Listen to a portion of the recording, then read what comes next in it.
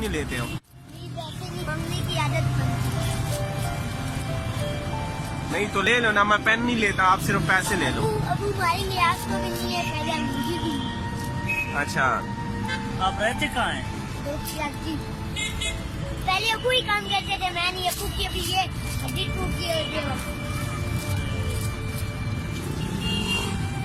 तो स्कूल वगैरह नहीं जाते? पहले जाता था, अभी बस अबू ठीक होते हैं इसमें जाते।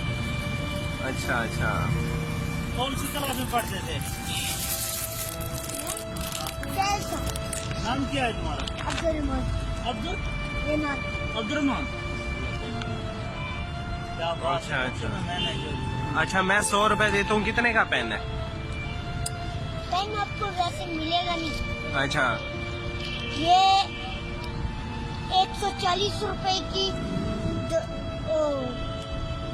नहीं, 70 और 70, 140 की दोनों चीज आपको मिलेगी। ये पेन मुझे सिर्फ नहीं दोगे?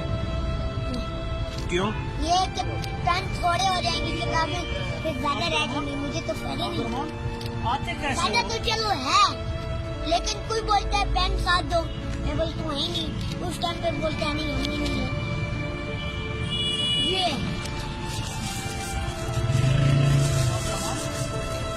कैसे आप हो घर से लोग से उधर? पुराना सा बाइक रखा हुआ है, हैं? पुराना सा बाइक रखा हुआ तो कौन चलाते हैं? है। अभी हैं?